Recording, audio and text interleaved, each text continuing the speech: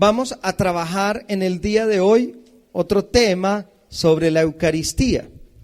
Concretamente, según la hoja que a ustedes se les dio, es sobre las partes de la Eucaristía. Las partes de la Eucaristía. Y cuando estuve mirando cuáles eran las partes de la Eucaristía, mírenme aquí primero. Vamos a hablar un poquitico del por qué hablar de las partes de la Eucaristía. ¿Por qué es importante hablar de las partes de la Eucaristía?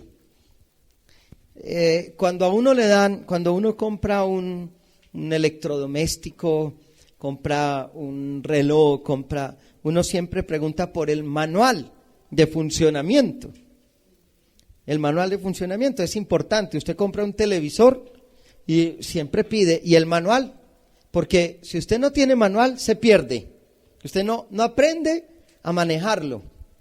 Y a uno le ha pasado muchas veces que uno se junta con un amigo y entonces el amigo tiene el mismo aparato que tiene uno y él le dice, pero si este aparato tiene esta función. Hombre, yo no sabía, ni se me había ocurrido, ni sabía. Hombre, si este televisor te sirve, hay televisores que lo despiertan a uno, ¿sí? El problema es que lo despierta uno con J. Mario, entonces queda uno más enfermo todavía. Pero hay televisores que lo despiertan a uno, hay otros que tienen alarma, hay otros que se apagan solos, y entonces el manual de funcionamiento te dice que ese aparato que compraste tiene un montón de valores agregados y que si tú no lo sabes, te pierdes esos valores agregados. Entonces te queda, antes los televisores solamente prendían y apagaban. A mí me tocó, nosotros fuimos de los primeros que tuvimos en la cuadra televisor. Y todos los domingos nos dejan ver televisor. Y era de esos que uno prendía y tenía que demorar a que se calentaran los tubos, ¿sí? Aquí a los que pasamos de 28 años nos tocaron esos. Y cada vez la cosa se va como complicando más, pero ya los relojes traen agenda y traen, un montón de cuestiones. Y si tú no te sabes esas funciones, pues estás desaprovechando muchas cosas bonitas que te pueden servir, que te pueden ayudar. Y si tú no te sabes quizás el manual de funcionamiento de la Eucaristía, te puedes perder muchas cosas muy bonitas. Tú crees que la misa es solamente ir allá, echarse la bendición, escuchar las lecturas al Padre, que casi siempre es lo mismo, y al final pues compren las empanadas y no más. Y usted se va y te estás perdiendo muchas cosas muy buenas, muy importantes, porque no conoces el manual de funcionamiento. Por eso uno, cuando compra un aparato, lo primero que pregunta es, dame el manual de funcionamiento. Porque si no, te quedas con la simpleza del prende y apague. Y tal vez muchos católicos no tienen el manual de funcionamiento de la Eucaristía. No saben las partes de la Eucaristía, no saben la riqueza, no saben el sentido de las cosas y por eso no la disfrutan. Pero además, yo le preguntaba ahora a un cuasimédico que hay aquí, que cuál es el sentido de un esqueleto. Y él me decía que un esqueleto, cuando uno estudia anatomía, ¿para qué el esqueleto? Pues para ver las partes del cuerpo, pero cuando usted estudia el esqueleto, usted se da cuenta, después en una radiografía, los errores que tiene, las deformaciones que tiene, lo que hay que corregir, y así con el esqueleto de las cosas. Pues también nosotros, al saber el esqueleto de la Eucaristía, puedo detectar mi mala vivencia de la Eucaristía, porque no estoy sosteniéndome bien en las cosas. Pero además, fíjense ustedes que esta casa, que ya nos quedó súper pequeña, esta casa tiene unas bases y una estructura, y esa estructura es lo que sostiene la casa. Y tú no ves, yo no sé si tendrá hierro esta, pero tú ves unas vigas que sostienen y hay unas de amarre y hay otras de yo no sé qué, y tú no sabes qué adobe es el que está allí cubierto con el revoque y con la pintura. Pero gracias a eso es que se puede embellecer el lugar, se puede hacer bonito el lugar, y se puede sostener el lugar, y se puede hacer firme el lugar. Pero tú no ves el adobe, ni tú te preguntas aquí cuando vienes, ¿será de adobe de cemento, o que es como rojo, o qué? ¿O será que usan hierro, o qué? Cuando han estado hablando de las Torres Gemelas, del accidente del 11 de septiembre en Nueva York, han estado discutiendo por qué se cayeron. Y entonces dicen, se cayeron porque el hormigón tenía yo no sé qué y el acero yo no sé qué, y por eso dicen que si se hubieran ido de lado hubieran arrasado por lo menos 11 manzanas a la redonda, porque se desplomaron. Si nosotros no sabemos el esquema de la Eucaristía, entonces nosotros no podremos embellecerla, no podremos disfrutarla, no podremos gozarla. Y hay un esquema que nos sostiene. ¿Y cuál es la importancia de ese esquema? La importancia del esquema es que aunque yo tenga un poco sea creativo en la celebración eucarística, me tengo que ceñir a un esquema. Porque fíjate que tú vas a la Eucaristía en Colombia o en Bolivia o en un país del primer mundo o en lo que sea, y el esquema es igual. Y eso nos da una cierta catolicidad. O sea, una universalidad. Por supuesto que si uno va a África o está en contacto con culturas africanas, la manera como ellos viven la Eucaristía es otra cosa. Esa gente es de un nivel festivo y de danza diferente al nuestro. Pero si tú vas al Canadá, donde la gente es fría, la Eucaristía refleja el mismo esquema, pero refleja otra estructura.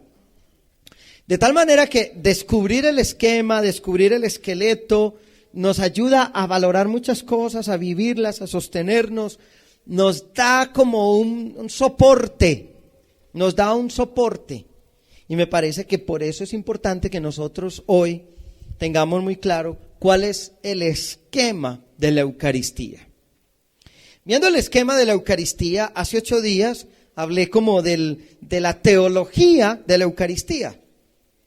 Hoy hablemos un poquito más del esquema, puede ser un poquito más seco el tema, pero supongo que asumimos lo de hace 8 días, la enseñanza anterior, que era como la teología de la Eucaristía. Hoy veamos como un poquito como el esqueleto. Yo voy a dividir la Eucaristía, en 5 partes, aunque algunos la dividen solamente en 2, pero fundamentalmente podemos descubrir como 5 partes. De esas 5 partes yo voy a decir de qué está compuesto, qué significa, qué tiempo o qué acción espiritual requiere de mí, y luego las posturas corporales de ese momento. Tenemos 5 momentos: ritos iniciales, liturgia de la palabra, liturgia eucarística, ritos de comunión y ritos de clausura.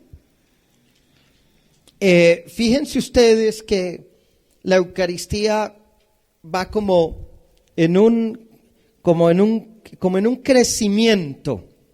Va comenzando con algo muy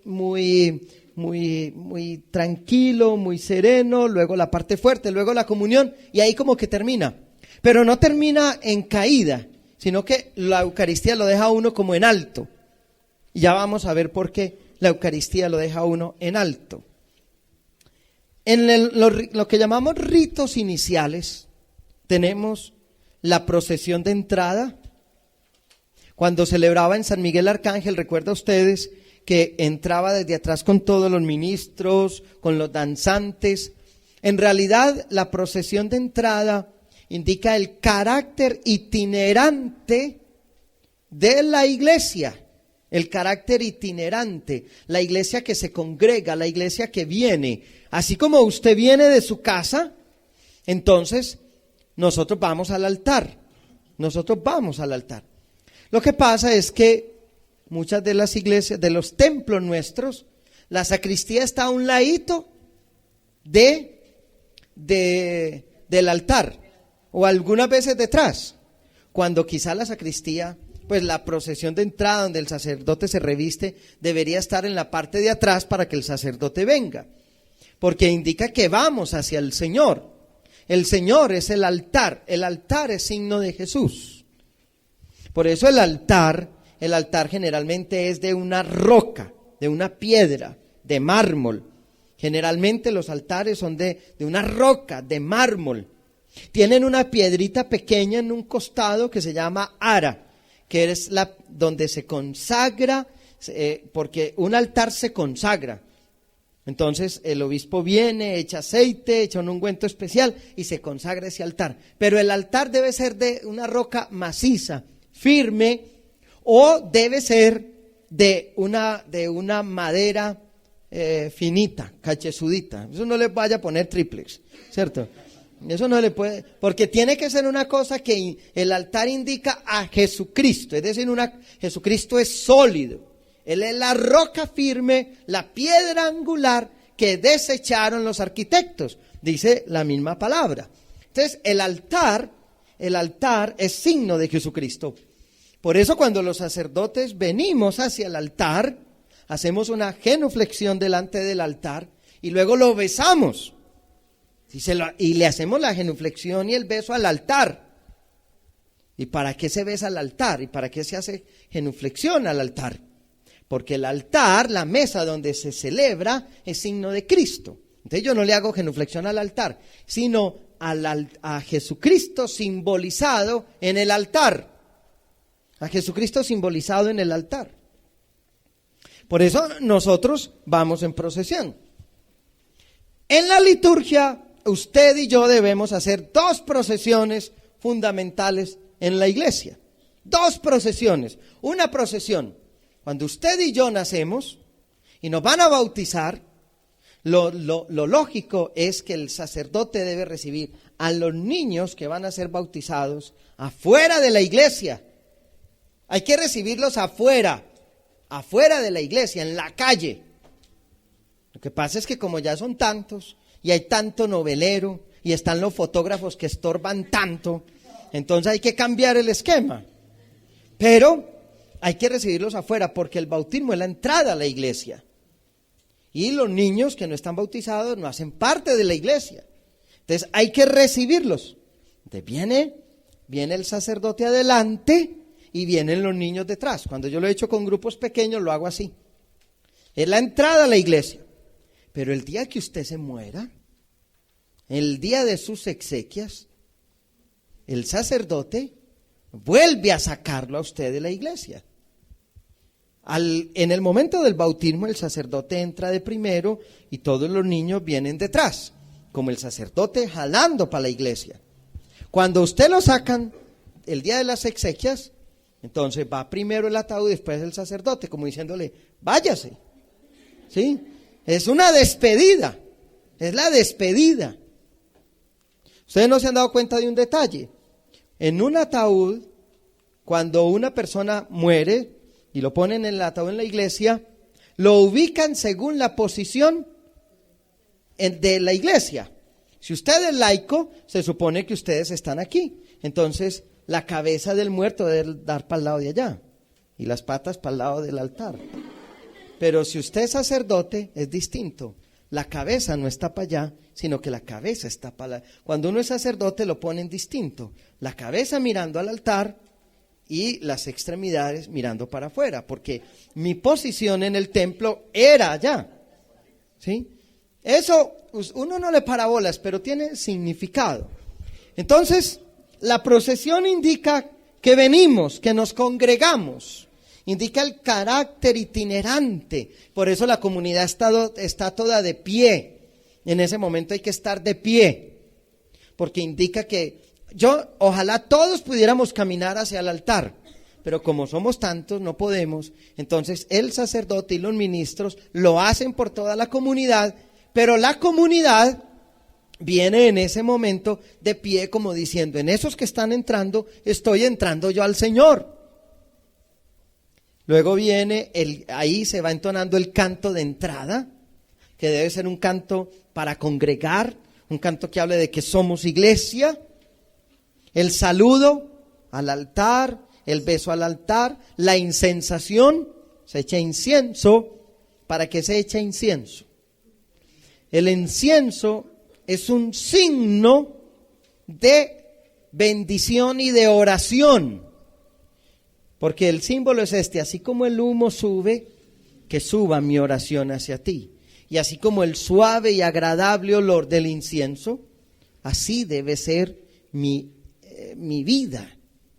Lo que pasa es que nosotros, por nuestra pobreza, no le podemos poner al incienso, porque el incienso debería tener unas flores aromatizantes para indicar el suave olor a Cristo. El saludo, donde dice: la gracia de nuestro Señor Jesucristo, el amor del Padre, la comunión del Espíritu Santo estén con ustedes, y el pueblo responde: y con tu espíritu. El acto penitencial, el perdón, que es importante, porque uno no está nunca limpio ni preparado para estar en la cena del Señor. Por eso, toda la Eucaristía tiene que haber perdón, tiene que haber reconciliación, tiene que haber un acto de perdón. Yo les he dicho muchas veces a ustedes que la gente deja de comulgar por muchas tonterías que ha cometido en la vida, que no son muy graves, y que en este momento del perdón es que la gente debería quedar reconciliada y perdonada con el Señor. Que me dio una ira, que falté hace 8 días a misa, que dije una vulgaridad, que tuve un mal pensamiento. Esas cosas que no son graves en el acto penitencial son perdonadas.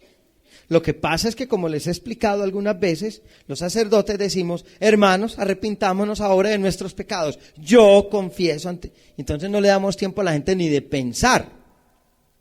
Ahí debería haber un silencio para que la persona piense, para que la persona reflexione. Y entonces, por eso, miren la forma absolutoria. Dios Todopoderoso tenga misericordia de nosotros, perdone nuestros pecados y nos lleve a la vida eterna. ¿Sí? La gente todavía no es consciente de eso. Aquí celebré misa, aquí no. Cuando he celebrado Eucaristía, la gente después de misa le dice a uno: confiéseme. Y el sentido de pecado es que tuve una ira esta mañana. Y entonces el acto penitencial, ¿para qué te sirvió? No te sirvió. El acto penitencial, ese momento primero, indica eso. Por eso está uno de pie o puede estar de rodillas ahí. Porque es que estar de rodillas significa admiración, adoración, o pedir perdón, o suplicar perdón, o clamar perdón. Entonces, acto penitencial y oración colecta. Oración colecta. Es esa oración donde el sacerdote dice: oremos. Te pedimos, Padre. Fíjense que toda Eucaristía va dirigida al Padre. No se hace Eucaristía para Jesucristo, ni para los santos, ni para la Virgen María. La Eucaristía es al Padre, en el nombre de Jesús. La oración es muy sencilla. Te pedimos, Padre, que esta víctima de reconciliación traiga la paz y la salvación al mundo entero, por Jesucristo nuestro Señor. Entonces la oración no va, la Eucaristía no va a Jesús, la Eucaristía va al Padre a través de Jesús, que el Espíritu nos acerca a Él. Pero la Eucaristía no está dirigida a María, ni a los santos, que hoy es el día de San Juan Eudes. Entonces esta Eucaristía es para San Juan Eudes. No, es una Eucaristía al Padre, en Jesucristo, por el Espíritu, por agradeciendo las maravillas que ha hecho en un hombre concreto de carne y hueso, que se llamó San Juan Eudes, o San Francisco de Asís, o Santa Teresa de Jesús, o Santo Ignacio de Loyola. Entonces, pero la Eucaristía no está dirigida a eso, que a los santos, no, es al Dios que ha hecho maravillas y al Dios que ha hecho obras grandes y extraordinarias en una persona. Esa es la primera parte de la Eucaristía. Es el tiempo de la acogida, disposición espiritual, acogida, perdón, reconciliación, sanación. Es el momento de la sanación interior, es el momento de la sanación profunda de adentro. Es el momento donde usted tiene que ponerse en paz con alguien si está distanciado. Es el momento donde usted y yo tenemos que pedir perdón y sea honesto y pida perdón. Sea honesto y pida perdón, porque la humildad está en reconocer que no somos santos y que necesitamos de perdón y de reconciliación. El tiempo de acogida, tiempo de disponibilidad, tiempo de sanación, tiempo de apertura, que se vive en movimiento, entrada, peregrinación, estando de pie o estando de rodillas. Después de la oración colecta, cuando el sacerdote dice, por Jesucristo nuestro Señor, y todos decimos amén, viene la segunda parte, que es la liturgia de la palabra.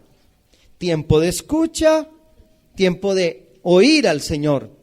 En esta primera parte que hablábamos, nosotros nos dirigimos mucho a Dios.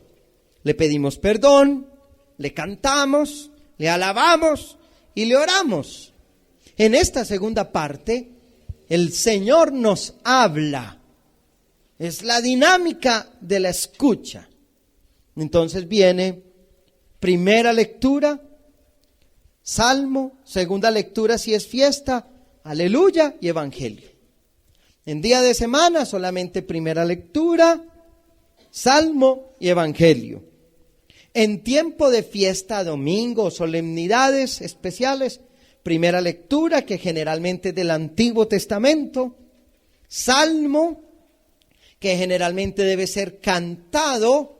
Los salmos fueron escritos para ser cantados, y el salmo en la liturgia debería ser siempre cantado. Siempre el salmo debería ser cantado. Luego viene la segunda lectura, que generalmente es de un texto de las cartas de San Pablo y el evangelio.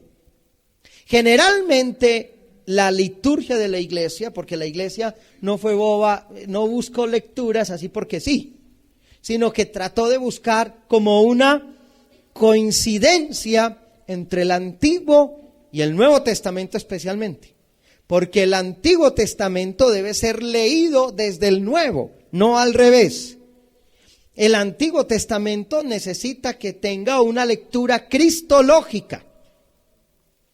Entonces, la norma suprema es el evangelio. Nunca podrá faltar evangelio y nunca se podrá suplir esta lectura de la palabra de Dios por ninguna otra cosa. Ni una poesía, que a mí me gusta, padre, mucho una poesía de Pablo Neruda, ¿la puedo poner en vez del salmo? No, eso no sirve. Que a mí me gusta, no, porque es la palabra de Dios. Y la palabra de Dios es irreemplazable. Es irreemplazable, porque es la escucha. Nosotros no sabemos escuchar. La prueba es esta. A mí me gusta hacer este ejercicio.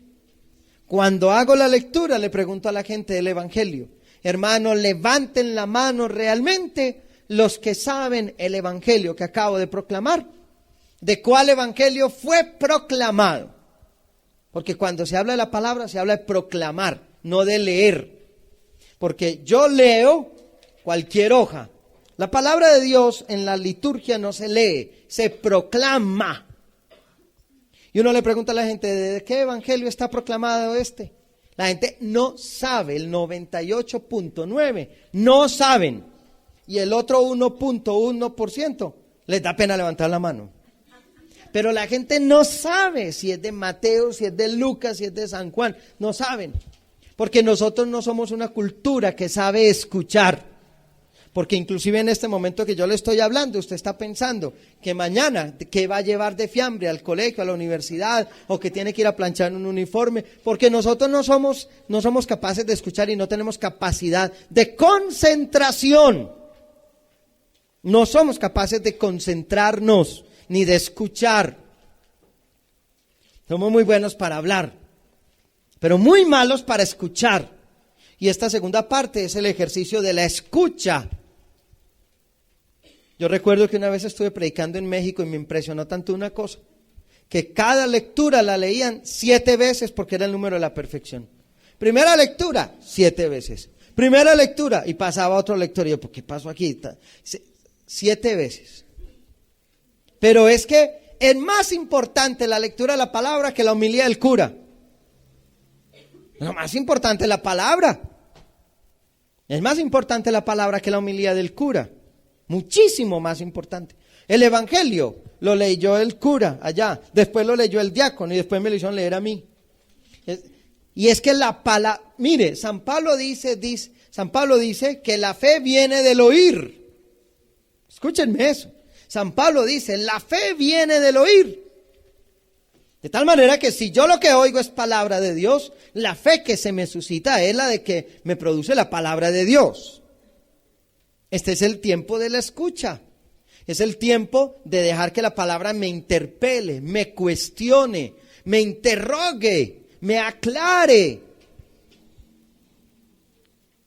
Miren, la liturgia está distribuida de tal manera que hay 3 ciclos. Ciclo A, B y C. Y en cada ciclo las lecturas son distintas. En un ciclo A se privilegia un evangelio, en ciclo B otro, en ciclo C otro. Pero quédense con esto. La liturgia está distribuida de tal manera que cada 3 años se lee toda la Biblia en la misa. Si usted fuera a misa todos los días, en 3 años se leería toda la Biblia. Usted puede decir, ay, pero eso es mucho tiempo para leerse la Biblia. Pero ustedes saben que las cosas que se vuelven profundas hay que digerirlas. Por eso la iglesia marca como un ritmo lento, suave, para que uno tenga tiempo de digerir. En 3 años usted lee toda la Biblia, si usted fuera a misa todos los días. Y en 3 años usted lee los 4 evangelios. Porque en un año se lee Mateo, en otro Marcos, en otro Lucas. Y San Juan se lee especialmente en la Semana Santa, pero también en épocas especiales, por ejemplo, antes de Pentecostés, antes de la Pascua. Entonces, hermanos, es el tiempo de la escucha. Luego viene la homilía, que la homilía viene de una palabra que en latín significa conversación agradable y amistosa. Entonces una homilía debe ser una conversación agradable y amistosa con los fieles, no una cantaleta. Claro que les estoy diciendo esto a los que no son curas, eso es para nosotros que somos los curas. Pero la homilía debe ser sobre la palabra, no sobre las necesidades de la iglesia, no sobre las dificultades de la iglesia, no sobre los problemas económicos de la iglesia. La homilía debe ser la palabra que ilumina la vida interpelada por la palabra. El credo, que se hace los domingos, que hay varias formas del credo. Un credo largote, que nos cuesta mucho aprendernos a muchos, incluyéndome a mí. Un credo más pequeño, que es el que se llama de los apóstoles. Y uno con respuesta. ¿Creen ustedes en Dios Padre Todopoderoso? Sí, creo. La gente dice, sí creemos. No, usted no cree por nadie. Usted cree por usted mismo. Usted es responsable de su fe. Usted no puede responder por la fe de nadie. ¿Usted cree en Dios Padre? Sí, creo. Yo creo. Usted no responde por nadie. Y luego, la oración de los fieles. Esa que decimos, ahora pidamos por todos, pidamos por el Papa, pidamos por la iglesia, pidamos por las necesidades. Fíjense ustedes, hermanos, ¿Cómo la Eucaristía, lo vamos a ir viendo, tiene todos los tipos de oración? Escucha la palabra, oración de perdón, oración de petición, oración de alabanza, oración de súplica, efusión de Espíritu Santo, bautismo de Espíritu Santo. Todo eso lo tiene la Eucaristía. Por eso si usted va a la Eucaristía, allí hay, escucha la palabra, homilía, predicación, alabanza, perdón, acción de gracias, súplica, petición, ofrenda. Ahí hay de todo. Viene luego, ahí esta es como la segunda parte. ¿Qué postura corporal tenemos? Sentados. ¿Por qué sentados? Estar sentado indica confianza. Escucha. Pero para el Evangelio nos ponemos de pie. Porque cuando viene un personaje muy importante y me presentan una persona muy importante, yo me pongo de pie. Cuando, yo no sé, a mí me enseñaron eso. Si yo estoy en un grupo y llega un hombre, yo lo puedo saludar sentado. Pero a una mujer no. Para saludar a una mujer hay que ponerse de pie. A mí me enseñaron eso, mi papá me enseñó eso. Yo no me he podido sacar eso. A un hombre lo puedo saludar sentado, a una mujer no. Es un rasgo, un rango. Y si viene un personaje importante, si yo estoy sentado aquí y viene el director del Minuto de Dios, yo no le puedo decir, ¿qué hubo? Yo me tengo que poner de pie. Y si está el alcalde, yo me tengo que poner de pie. Y si viene el obispo, me tengo que poner de pie. ¿Por qué? Porque es un rasgo, un rango de dignidad, y eso se tiene que respetar. Se tiene que respetar. Cuando vamos a leer el Evangelio, me tengo que poner de pie, porque el que va a hablar no es cualquiera, es el Señor, que merece respeto y que tiene que ser escuchado. Pero como la gente va a misa, dice, la gente, a mí me extraña eso, porque la gente la noche anterior a la misa han estado rumbeando toda la noche. Y llegan a misa y se la pasan aplastados todo el tiempo. Y quieren estar sentados todo el tiempo. Porque no saben el significado de las cosas. Se sientan donde no deben. Cuando si usted está en una reunión y llega el presidente y usted se queda aplastado, la gente le dice, de pie, que es el presidente. Este es el presidente el que va a hablar. No es cualquiera, párate.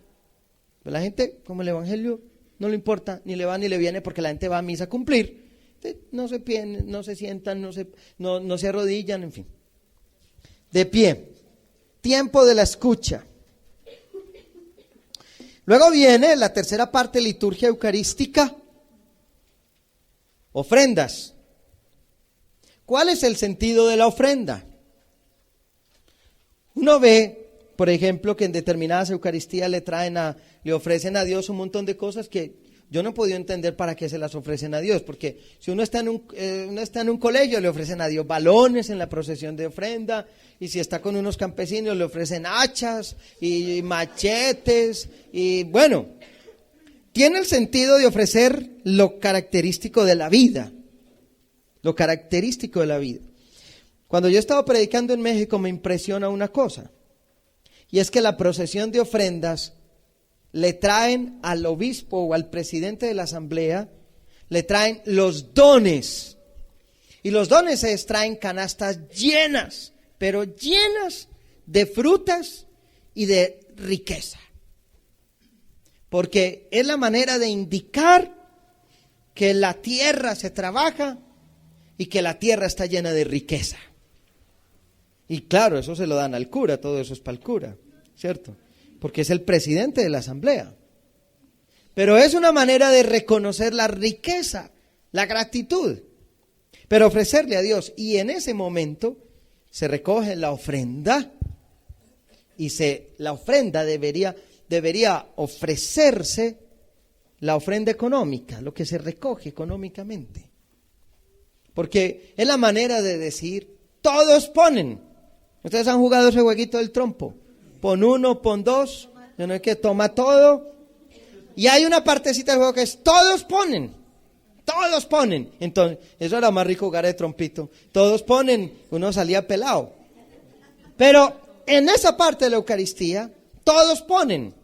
¿Qué significa la ofrenda? Que esta vaina la construimos entre todos.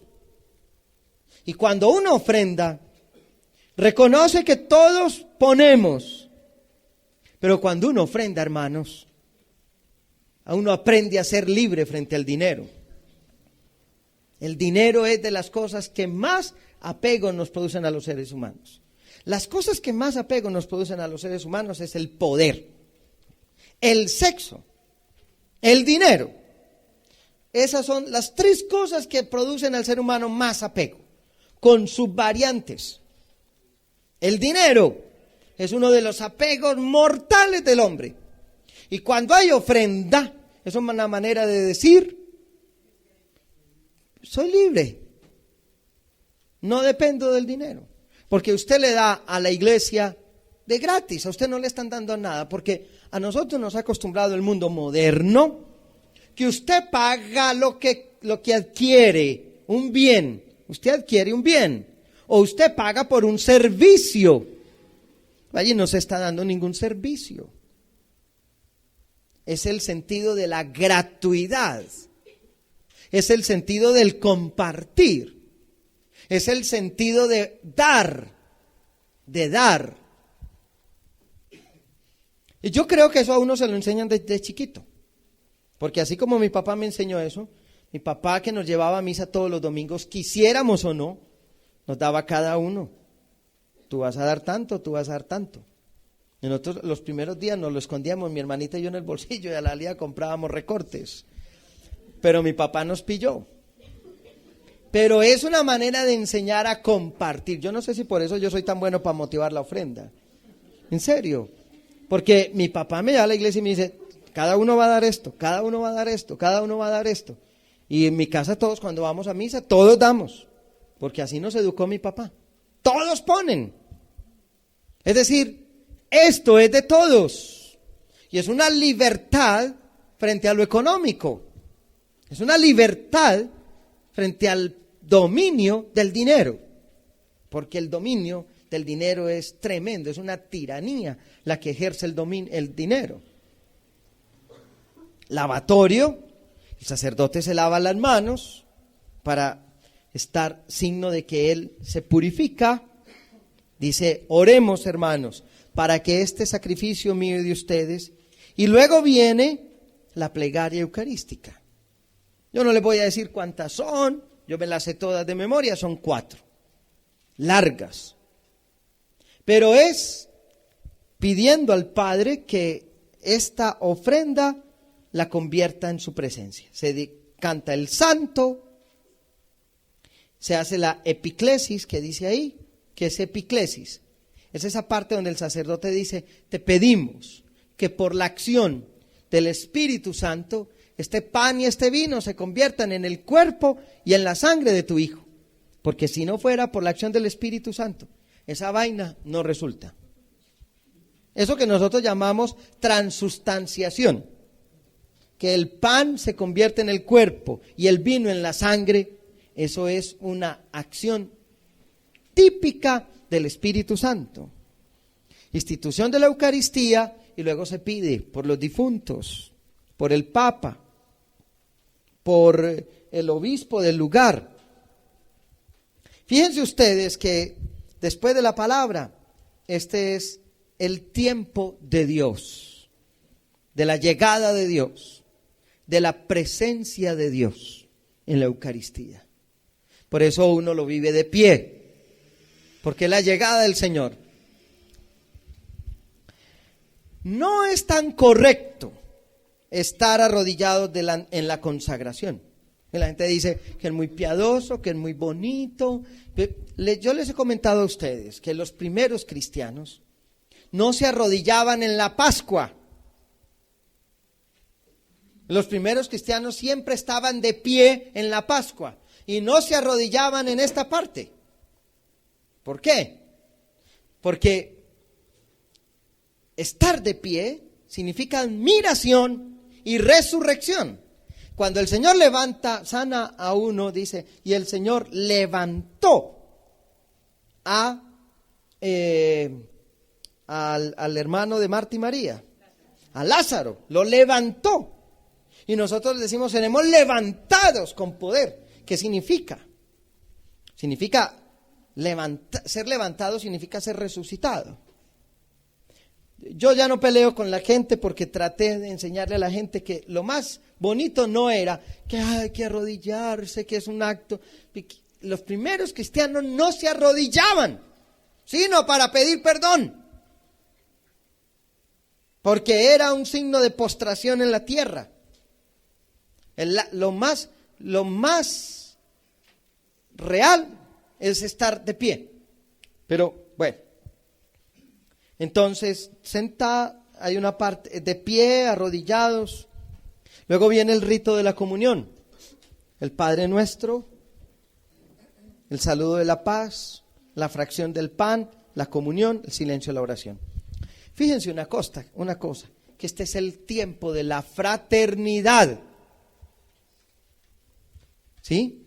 El Padre Nuestro, eso es de todos, no es Padre mío, es Padre Nuestro, es el papá de todos. Nadie dice Padre mío, sino que dice Padre Nuestro, o sea, el papá mío, pero el tuyo. Si tú y yo tenemos el mismo papá, eso nos mete en unos problemas, porque en estos días me decían a mí que el familiar, el hermano de tal, está en la pobreza, pero él está en la riqueza. Y yo decía, pero ¿cómo puede uno soportar que su hermano esté en la pobreza si uno está nadando en la riqueza? Por eso cuando uno dice el papá de todos, eso me crea unos problemitas tenaces, porque es el papá del blanco y del negro, del rico y del pobre, del casado y del soltero, del divorciado y del que vive casado, y de este y de esta, de todos. Luego viene el saludo de la paz.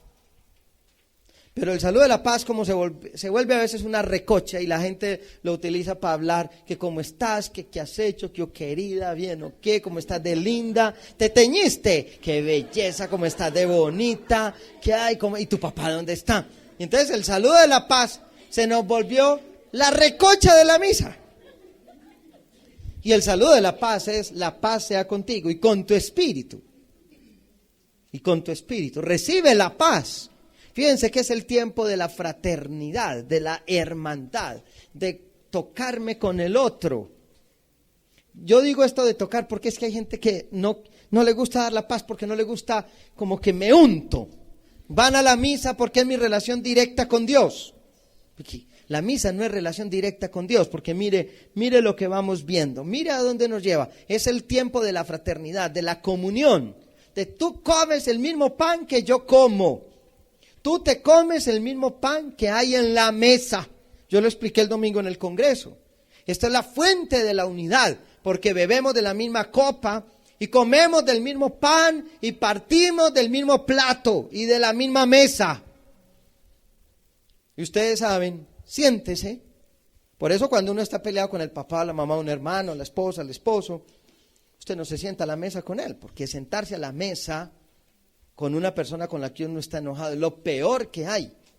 Por eso cuando uno está peleado con una persona, el uno come una hora, el otro a otra. Porque la mesa indica interdependencia. Pásame la sal, que a mi mamá le quedó esta sopa, no sabía nada. Entonces, pásame la sal, dame una servilleta, pásame la ensalada. Porque la mesa indica interdependencia. Interdependencia.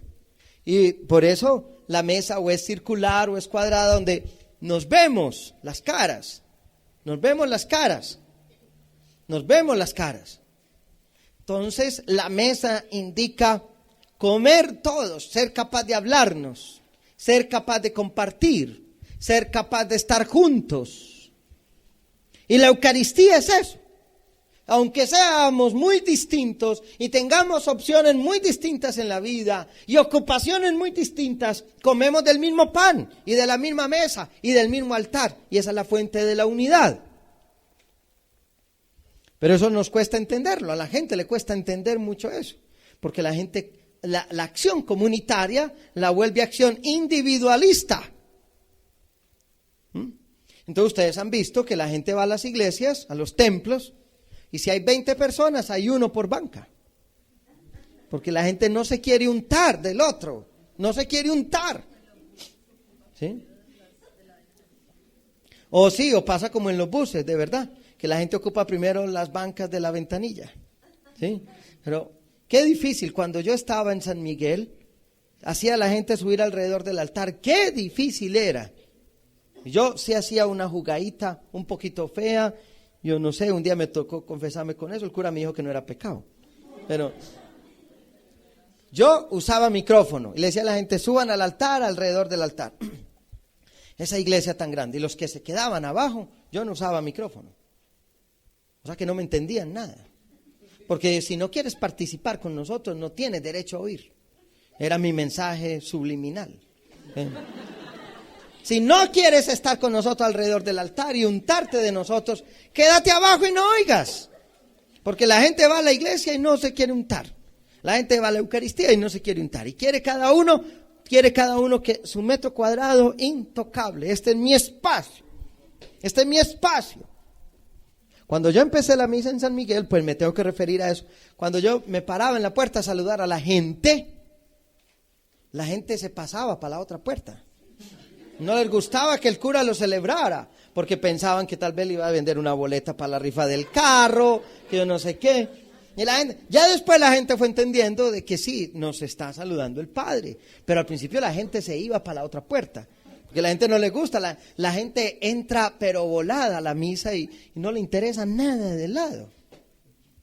Este es el tiempo del compartir, de comer juntos. El tiempo de estar juntos. Por eso se camina. Por eso se camina. Por eso usted hace fila para comulgar. ¿Por qué hace fila para comulgar? Porque usted le están repartiendo pan. Y usted hace fila para repartir el pan, para recibir el pan, en el sentido que usted está indicando su carácter peregrinante, comunitario, de movimiento, de no estatismo, de no estar tan estático, tan quieto. Entonces indica movimiento. Entonces por eso usted hace la fila para comulgar. ¿Sí? Y luego silencio y luego oración. Debería haber a veces un momentico de silencio, deben ser cantos suaves, movimiento, se sienta después de la comunión o se pone de rodillas, recibe la comunión o en la mano o en la boca. Hay gente que me dice a mí no me gusta recibir la comunión en la mano, y yo le digo, a mí no me gusta darla en la boca. No me gusta, porque es más higiénico en la mano. Pero como hay gente que tiene sus remilgos, pues uno le sigue los caprichos a la gente. Pero la gente dice que la mano, me dice, la mano es muy indigna, es sucia. Yo le digo, hazte un examen de la boca. Es más sucia la boca, te lo aseguro. ¿Ven? Por lo tanto, este es el tiempo de la comida, de la comunidad, de la fraternidad, del silencio, de la adoración, de la alabanza, de la quietud, de dejar que Dios pase por la vida de uno. Y la última parte, los ritos de clausura. El saludo, el Señor esté con ustedes, la bendición, la despedida y el canto final. Yo digo que la Eucaristía termina en punta, no en caída, sino en punta, porque este es el tiempo de la misión. Es el tiempo de la misión. Es el tiempo donde se dice, lo que hemos vivido aquí, a vivirlo a la calle. Lo que hemos vivido aquí, a vivirlo en la casa donde está esa fiera. Lo que hemos vivido aquí, a vivirlo en el hogar, en la calle, en el trabajo, en la diversión. Lo que hemos vivido aquí, a proyectarlo a la vida. Yo no he podido entender eso, que la gente comulga y sale para la calle. Eso no tiene sentido. No tiene sentido. Porque es una acción comunitaria. Por lo tanto, este es el tiempo de la misión, de caminar de regreso a la realidad. Porque nos puede ocurrir lo de los discípulos cuando estaban tan chéveres con el Señor en la montaña. Señor, quedémonos aquí, porque esto está muy rico, hagamos 3 chozas, una para Elías, otra para Moisés, otra para ti, en fin. Y el Señor le dijo, no, hay que bajar. Tú no sabes lo que dices. Hay que bajar a la realidad, a la vida, a los problemas de la vida, porque la Eucaristía no es una burbuja que uno se mete y no escucha la realidad, no escucha los problemas.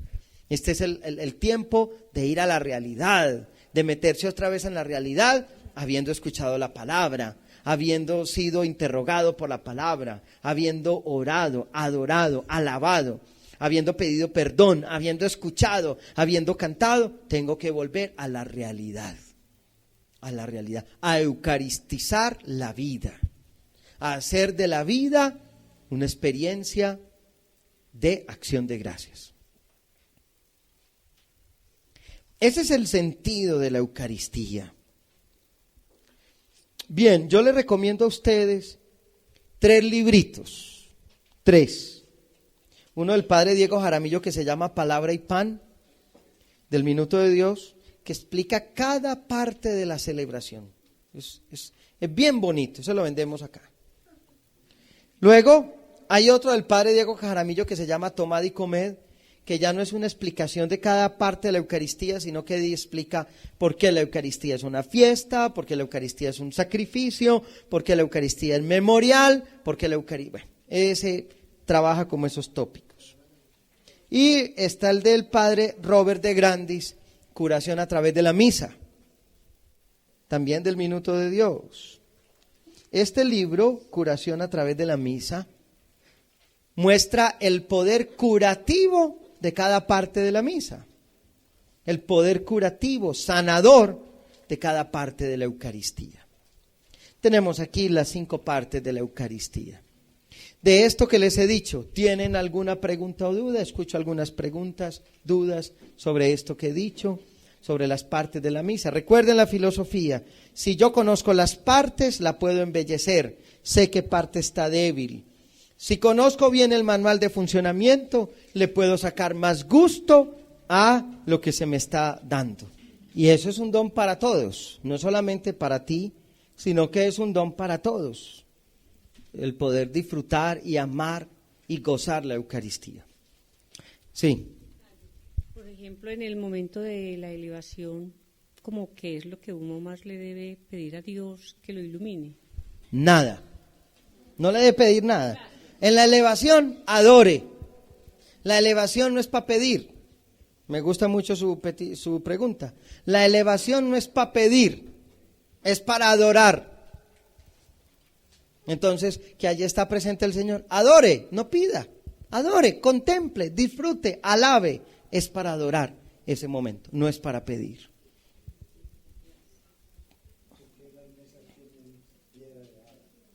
¿Por qué las mesas tienen piedra de ara?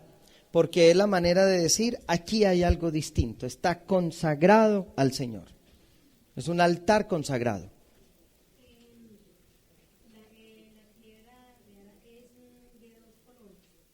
La piedra de ara es de colores, pero ya no se usa tanto eso. Es más como una piedra de consagración.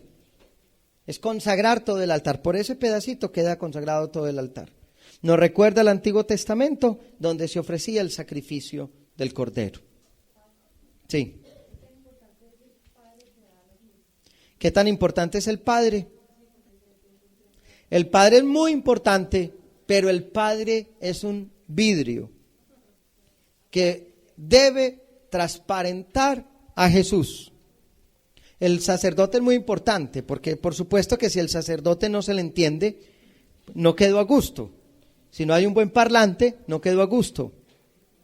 Pero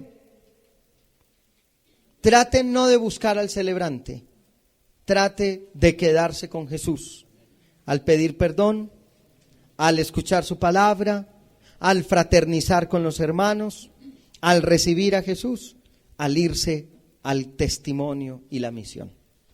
Entonces, el sacerdote es muy importante, pero no, lo más importante es Jesús. El sacerdote es un instrumento. Hay instrumentos mejores, hay instrumentos débiles, pero lo más importante no es el instrumento. A donde la monjita. Sí, que hay gente que cuando se hace la fila para la comunión, si ven un padre, comulgan, si ven una monjita. ¿Sabe quiénes son los que se pasan más por donde la monjita? Las mujeres. A las mujeres no les gusta recibir la comunión de una mujer. La mayoría de las veces les gusta recibir la del cura. Las mujeres son las que se pasan. Yo siempre estoy echando ojo. Y la que veo que se pasa, le digo, venga. La vuelvo y la paso. Porque yo sí no le voy a llevar caprichos a nadie. No, no hay nada de malo, pero de malo no hay nada. Pero quizás no hay como una comprensión del ministro. Porque lo importante no es que la comunión me la dé la religiosa, el sacerdote o el ministro extraordinario de la comunión, sino Jesús. Y que a mí me gusta es que me la dé el Padrecito. Bueno, es tu capricho, pero es un capricho. Y los caprichos a uno lo vuelven viejo y chocho. A ver, no, es profundo eso que usted está diciendo. Y eso tiene muchas implicaciones teológicas. Bueno, yo tengo otra manera de entenderlo, tengo otra manera de comprenderlo. Yo pienso que el ser humano no es importante porque sea hombre o mujer, sino que el ser humano es importante porque es ser humano. El ser humano vale no porque sea hombre o mujer, sino porque es ser humano. Jesús escogió hombres porque esa era la costumbre en su época. Sin embargo, Jesús hizo cosas con las mujeres que no se había atrevido a hacer nadie. Por ejemplo, los rabinos y maestros de su época no admitían mujeres.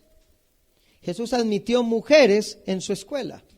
Eso fue un acto revolucionario de Jesús.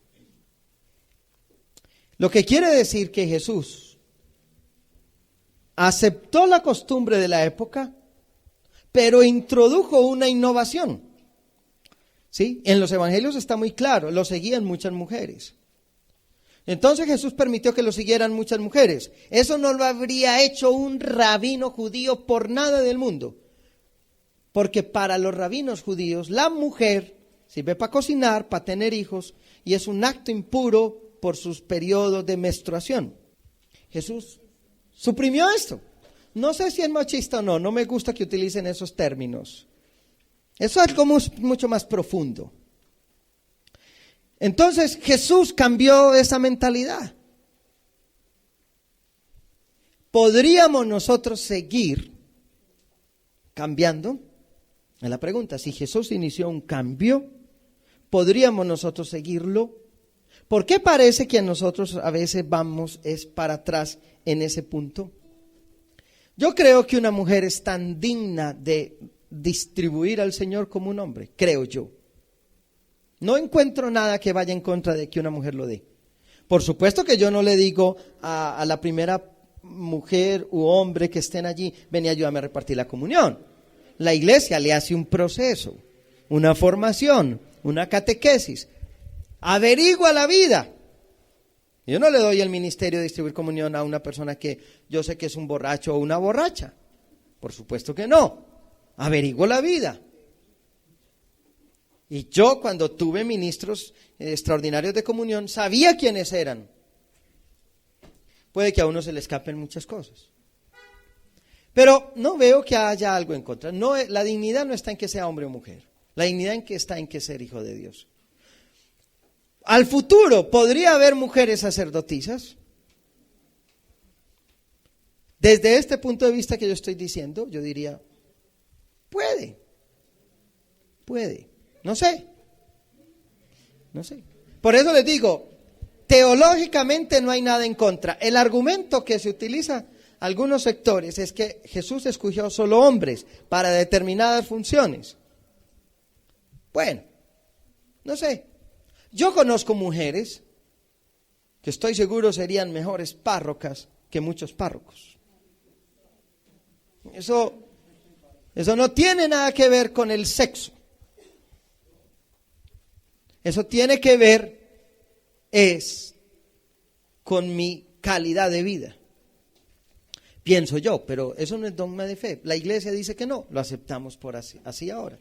Pero para distribuir la comunión yo no veo problema de que me la dé una religiosa, una persona que hace. Yo no tengo problema. Sí pienso que para mí es un capricho. Sí, para mí sí. Pero si usted lo quiere vivir así, pues hágalo. Pero no está faltando a nada de la fe, ni está en contra de la fe. Hay cosas más importantes. Yo les aseguro que hay cosas más importantes en la fe.